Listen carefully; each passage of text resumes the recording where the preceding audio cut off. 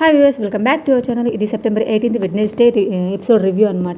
Please video మొత్తం చూసి మీకు నచ్చినట్లయితే లైక్ చేయండి. అండ్ మీ సజెషన్స్ ఏంటో కమెంట్ రూపంలో కమెంట్ చేయండి.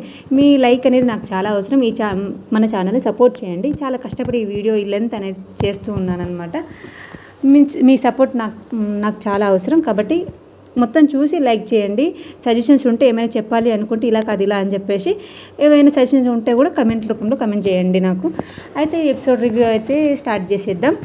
ఇంకా నిన్నటి బెలూన్స్ టాస్క్ అయిపోయిన తర్వాత ఇంకా మన ప్రేరణకు యష్మికి అండ్ నిఖిల్కి కొంచెం గొడవ అయినది జరుగుతుందన్నమాట. యష్మి ఇంకా ప్రొవోకింగ్ చేస్తూనే ఉంటుందన్నమాట. నువ్వెందుకు ఇట్లా ఆమె సంచాలకుగా అట్లా తప్పు చేసింది అని చెప్పేసి అయితే నిఖిల్ మణికంఠతో మాట్లాడుతుంటే కూడా ఆమె ఇంటర్వ్యూ అయ్యి కొంచెం గొడవ ఇంకొంచెం పెంచుతూ ఉంటుంది. పక్క జరుగు నేను నేనుతో మాట్లాడుతున్నా అంటే నేనెందుకు పక్క జరగాలి అని చెప్పేసి అయితే నిఖిల్ ముందుకు వచ్చి మరీ మాట్లాడుతూ ఉంటుందన్నమాట.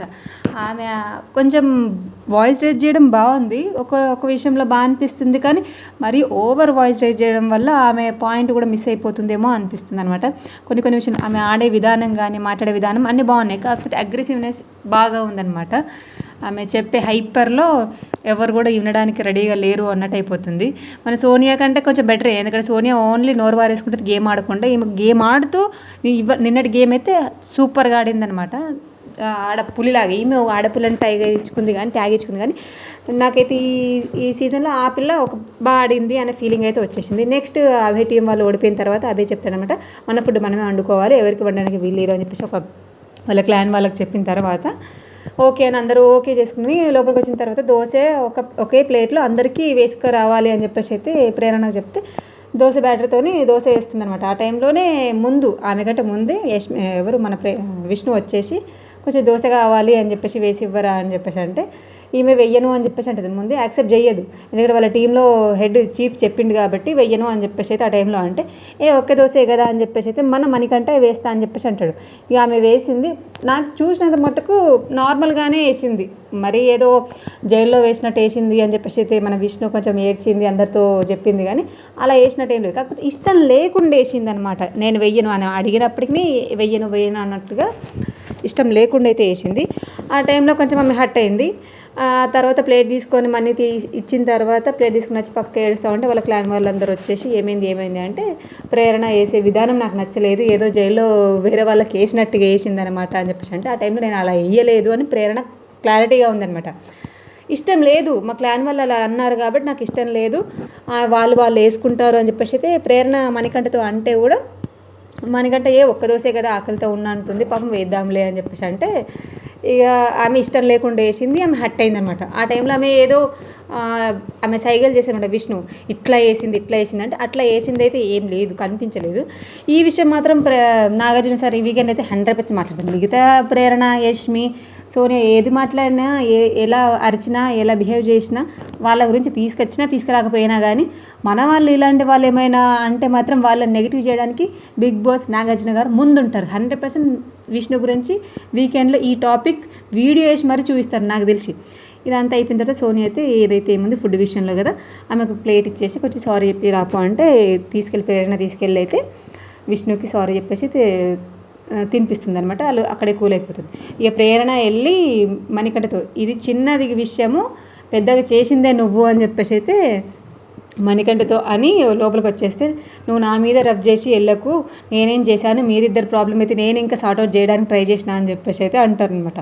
ఈ టైంలో నబీలు అండ్ నిఖిల్ అండ్ అభయ్ కూడా అని మాట్లాడుకుంటారు. నబీల్ చెప్తాడు వాళ్ళతోని వాళ్ళు ఏదో చిన్న ఇష్యూ ఉండే కానీ ఈయన అక్కడ ఇక్కడ తిరగడం వల్ల కొంచెం పెద్దగా అయిందేమో అన్న ఫీలింగ్ వచ్చింది అని నబీల్ అంటారనమాట. అండ్ తర్వాత మార్నింగ్ సాంగ్ అయిపోయిన తర్వాత సీత అండ్ విష్ణు వీళ్ళు మాట్లాడుకుంటారు అనమాట. నిఖిల్ ఆట ఎంత బాగుండేది, స్టార్టింగ్ 2 వీక్స్ కూడా 2 డేస్, ఫస్ట్ వీక్లో 2 డేస్ ఎంత బాగుండేనో ఈమె ఫ్రెండ్షిప్ తర్వాత మొత్తం పడిపోయింది, చేంజ్ అయిపోయిండు, ఆయన చీఫా కాదా అన్నది కూడా మర్చిపోయిండు అనమాట అని సీత ఫీలింగే కాదు, అక్కడ హౌస్లో ఉన్న వాళ్ళకి అదే ఫీలింగ్ ఉంది, బయట ఉన్న వాళ్ళకి కూడా అదే ఫీలింగ్ ఉందన్నమాట. స్టార్టింగ్ ఎంత బాగుండో ఇప్పుడు అంత వరస్ట్గా అయిపోయిండు ఆయన గేమ్ కానీ అన్నీ కానీ. ఇంకో గేమ్ ఆడుతున్నాడు, బట్ ఆమె మైండ్లో నుంచి బయటకు వస్తే ఇంకొంచెం బాగుంటుంది. ఆయన అగ్రెసివ్నెస్ చూపించట్లేదు, ఏదో సాఫ్ట్ కార్నర్గా ఇది వద్దు, హగ్గులు బిగ్గులు దారుణంగా అయిపోతున్నాయి ఆయన కొంచెం బ్యాడ్ కన్వర్ట్ చేస్తుందో మరేమో మన సోనియా. కానీ ఇక ఫ్రెష్ అప్ అంతా అయిపోయిన తర్వాత సోనియా లవ్ స్టోరీ ప్రేరణతో షేర్ చేసుకుంటుంది అనమాట. ఎవరో క్యాండిడేట్ నేను ఇంకా ప్రపోజ్ చేయలేదు అని చెప్పి చిన్న చిన్న గుసగుసలు చెవులు అయితే చెప్పుకుంటారు మనకు అర్థం కాకుండా. ఇంకా అదంతా అయిపోయిన తర్వాత అయితే ఇక ఫుడ్ రేషన్ గురించి అయితే బిగ్ బాస్ అనౌన్స్మెంట్ ఇచ్చేసిండు. ఇద్దరు చీఫ్లు అయితే హారన్ మోగ్గాని అనౌన్స్మెంట్ ఆగానే లోపలికి వెళ్ళాలి, ఆ టైం లిమిట్స్లోనే మీకు కావాల్సిన ఫుడ్ అంతా తీసుకొని గ్యాదర్ చేసుకోవాలని చెప్పేసి అన్నారు. అండ్ అభయ్కి నార్మల్ మార్కెట్ షాపింగ్ చేయాలి, నిఖిల్ సూపర్ మార్కెట్లో షాపింగ్ చేయాలి. సూపర్ మార్కెట్లోకి అభయ్కి ఎలాంటి ఎంట్రీ ఉండదు, తీసుకోవడానికి అవసరం లేదు, అంటే తీసుకోవాల్సిన హక్కు అయితే ఉండదు అని చెప్పేసి బిగ్ బాస్ చెప్పిండు. అనౌన్స్మెంట్ రాగానే మన నిఖిల్ అయితే వెళ్ళిపోయిండు, వాళ్ళకు కావాల్సిన ఐటమ్స్ అయితే చాలా నింపుకున్నాడు అనమాట. నెక్స్ట్ అనౌన్స్మెంట్ రాగానే హార్న్ రాగానే అభయ్ కూడా వెళ్ళిండు, ఆయన ఒక సంచులలో నింపుకున్నాడు, ఫుల్ బుట్టలుగా నింపేసుకున్నాడు. కానీ టైం లిమిట్స్ అనేది పెట్టింది, వంట చేసుకోవడానికి 14 hours మాత్రమే టైం ఉంటుంది, ఆ టైంలో మాత్రమే మీరైనా వాళ్ళైనా వంట చేసుకోవాలి. ఎవరిది వాళ్ళు ఫుడ్ తీసుకున్న ఐటమ్స్ దాచిపెట్టుకోవాల్సిన బాధ్యత మీదే, కాపాడుకోవాల్సిన బాధ్యత మీదే అని చెప్పేసి బిగ్ బాస్ చెప్పిండు. ఆ 14 hours వాళ్ళు ప్లాన్స్, వాళ్ళు ఇద్దరు చీఫ్ ఉన్నారుగా, వాళ్ళు డిస్కస్ చేసి 4 పొయ్యిలు ఉన్నాయి కాబట్టి 2 మేము వాడుకుంటే 2 మీరు వాడుకోవాలి. ఆ గంట కొట్టగానే గ్యాస్ ఆన్ చేస్తారనమాట, పక్కన బెల్ అనేది ఒక హార్న్ పెట్టారనమాట. అది ఆన్ చేసినప్పుడు గ్యాస్ ఆన్ అవుతుంది, అది వంట అయిపోగానే అది కొట్టగానే ఆఫ్ అయిపోతుంది అనమాట. మనం ఎప్పుడు కొడితే అప్పుడు, కాబట్టి మనం టైం కుదుర్చుకొని మనం వంట చేసుకోవాలి, ఎలాంటి గొడవ లేకుండా అని అభయ్ నిఖిల్ మాట్లాడుకున్నారు. ఆ తర్వాత గేమ్ వచ్చేసి ప్రభావతి 2.0 అని చెప్పేసి అయితే గేమ్ స్టార్ట్ అయింది. ఒక్కొక్క కోడి ఇంకా ఎగ్స్ పడుతున్నా, ఇది లాస్ట్ బిగ్ బాస్లో ఉండే అనమాట, సీజన్ 6లో అనుకుంటా, అంతకుముందు నాకు తెలిసి గుర్తుంది గేమ్ అయితే. అంతకుముందు సీజన్లో అయితే ఇది వచ్చింది. అది ఎగ్స్ వచ్చినప్పుడు హార్న్ వచ్చినప్పుడు ఎగ్స్ తీసుకొని వాళ్ళ బుట్టలలో ప్రొటెక్ట్ పెట్టుకోవడం అనమాట. ఇది టోటల్లీ ఫిజికల్ టాస్క్ అనమాట. ఇక మన పృథ్వీకి అయితే అది ఇంకా దారుణమైన గేమ్ అనమాట. ఆయన ఆడిన విధానం కానీ, ఆయన మాట్లాడిన విధానం కానీ అది ఎవరికీ అర్థం కాదనమాట. ఎవరెవరిని ఎలా లాగి పడేస్తున్నాడో కూడా అర్థం కావట్లేదు.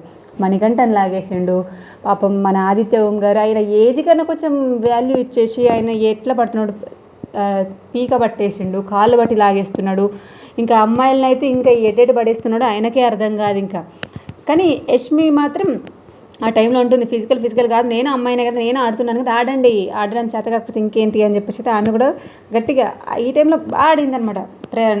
యష్మి ఆడింది. అండ్ ఈ టైంలో వీళ్ళే కనిపించారనమాట, అయితే వరస్ట్ క్యాండిడేట్ పృథ్వీ గాడు అని చెప్పేసి మన అభయ్ చెప్తున్నాడు. కొంచెం బ్రేక్ వచ్చిన తర్వాత లోపలికి వెళ్ళిన తర్వాత ఎవరెవరు క్లాన్లో డిస్కషన్ చేసుకుంటున్నారు, ఎట్లా ఆడాలి, ఏమైంది అని చెప్పేసి అభయ్ చెప్తున్నాడు అనమాట. ఈ లఫ్ట్ గేమ్ స్టార్ట్ చేసిందే పృథ్వీ గాడు అని చెప్పేసి అయితే చెప్తుండు. నిజమే, కొంచెం అగ్రెసివ్ తగ్గించి గేమ్ ఆడితే బాగుంటుంది, అయినా మరీ టూ మచ్గా ఆడుతుండు. నిఖిల్ క్లాన్ వాళ్ళు పర్ఫెక్ట్గా ఇద్దరిని ఏమంటారు ఎగ్స్ తీసుకురావడానికి, ఇద్దరిని ప్రొటెక్ట్ చేయడానికి, ఇద్దరిని మధ్యలో వాళ్ళని వాళ్ళ నుంచి మన ఎగ్స్ మధ్యలో వచ్చేటప్పుడు కాపాడడానికి నిఖిల్ క్లాన్ వాళ్ళు బాగానే ప్రొటెక్ట్ చేస్తుర్రు. ఇద్దరు అక్కడక్కడ మంచిగా ఉన్నారు. బట్ అభయ్ టీం వాళ్ళు అట్లా కాకుండా ఏం చేస్తున్నారో వాళ్ళకి అర్థం కాలేదు. మణికంఠ అభయ్ ఎగ్స్ తీసుకుంటూనే ఉన్నాడు, కొన్ని వచ్చిన తర్వాత తీసుకొని వచ్చి ఇక్కడ పెట్టి వెళ్ళడం అట్లా చేయలేదు. అక్కడే ఉన్నాడు. నిఖిల్ ఒక్కసారి లేపి పక్కన పడేస్తే అడ్డమే పడ్డాడు, ఇక కళ్ళు తిరిగినట్టున్నాయి, ఇంకా ఆయన లేవలేడు. గేమ్ పాజ్ చేసి మరి ఆయన మెడికల్ రూమ్లోకి అయితే పంపించిండు. ఆ టైంలో మన అభయ్ అయితే చెప్పిండనమాట, మేము గేమ్ నుంచి నేను తీసేస్తాను, నువ్వు అక్కడ గేమ్లో ఉన్నావో లేదో కూడా మాకు అర్థం కాలేదు, పడిపోయినావు, ఏమైందో ఏమో, గేమే ముఖ్యం కాదు, మన హెల్త్ కూడా ముఖ్యము, వద్దు అని చెప్పేసి అంటే ఆయన లోపలికి ఏడ్చుకుంటూ పోయిందనమాట. నాకు నా భార్య పిల్లలు కావాలి, వాళ్ళు నాకు కావాలి అంటే వాళ్ళు నాకు దక్కాలి అంటే ఈ గేమ్లో ఉండాలి, నేను ఇక్కడ విన్ అవ్వాలి. ఈయన ప్రతిసారి సెంటిమెంటల్, నేను అవ్వను అనుకుంటే సెంటిమెంటల్ క్రియేట్ చేస్తూనే ఉన్నాడు. గేమ్ ఆడడం అంటే అది ఫిజికల్గా ఉన్నప్పుడు వాళ్ళు ఎంత స్ట్రెంగ్త్ ఉన్నదో నీ స్ట్రెంగ్త్ ఎంత ఉందో అర్థం చేసుకోవాలి. ఆయన ఒక్కసారి లాగి పడేసినప్పుడే నువ్వు అడ్డం పడ్డప్పుడు ఇంకా ముందుకు ఎలా వెళ్తావు? ఆయన ధైర్యం చేసి అభయ్ కూడా గేమ్లో పెట్టడానికి కూడా ధైర్యం చేయాలన్నమాట. ఏమన్నా అయితే మీకు ముందు తెలియదా అని చెప్పేసి ఆ పాయింట్ కూడా ఆయన్నే అంటారనమాట అభయ్ని. ఎందుకంటే చీఫ్ నువ్వు కాబట్టి ఫస్ట్ టైం పడిపోయినప్పుడు నువ్వు కనీసం తీసి పక్కన పెట్టాల్సింది కదా అని చెప్పేసి అయితే ఆయన్ని అంటారు. కాబట్టి ఆయన కొంచెం భయంతో నువ్వు వద్దు అని చెప్పేసి అంటే లోపలికి వెళ్ళి వచ్చిన తర్వాత సర్లే పద అని చెప్పేసి అయితే ఇంకా బతిమలాడుకొని అభయ్ బయటకు తీసుకొచ్చిండు.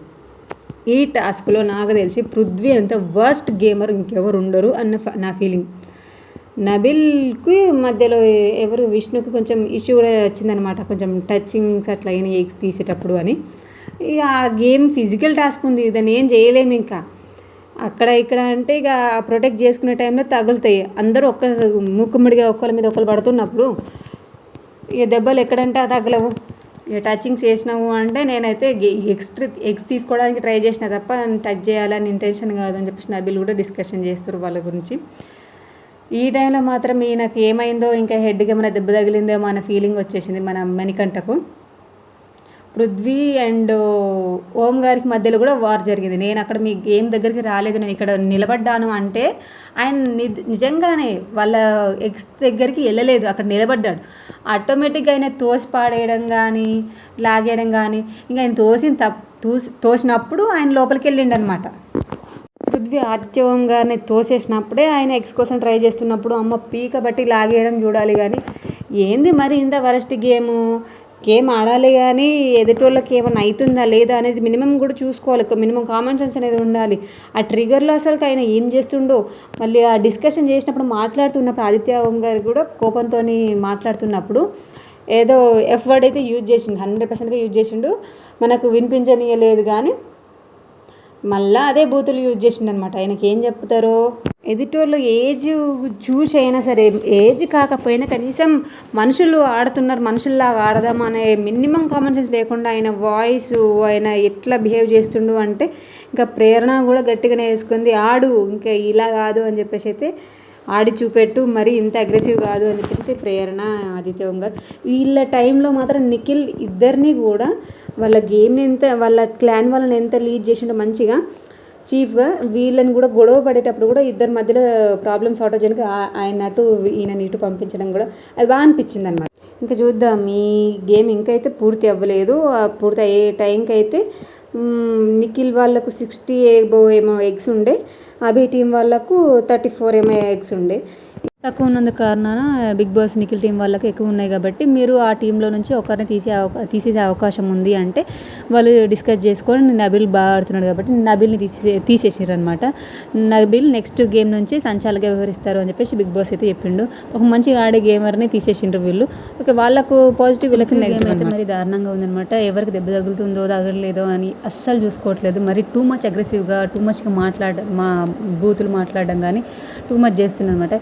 వీకెండ్లో నాగార్జున సార్ వచ్చేసి ఈయనకు కొంచెం జైల్లోనే ఈ బిగ్ ఆయన వచ్చే ముందు వరకు అంటే ఈయనకు 1 day 2 days జైల్లో పెడితేనే ఈయనకు అగ్రెసివ్నెస్ అనేది తగ్గుతుందేమో నా ఫీలింగు. ఇంకా వీకెండ్లో బిగ్ బాస్ నాగార్జున ఏం చేస్తారో చూద్దాము. నా వాయిస్ కంట్రోల్లో పెట్టే విధంగా ఆయన ఏదైనా పెద్ద పనిష్మెంట్ ఇస్తేనే బెటర్ అని నా ఫీలింగ్. లేకపోతే ఈయన ఇలాగ వదిలిపెట్టేసి హౌస్లో ఉన్న వాళ్ళకి కూడా ఎఫెక్ట్ అవుతుందన్నమాట. ఈయన అగ్రెసివ్నెస్ తోటి ప్రతి ఒక్కరికి అలా ప్రాబ్లం అవ్వకముందు ఏదైనా చర్యలు తీసుకుంటే బాగుంటుందేమో నా ఫీలింగు.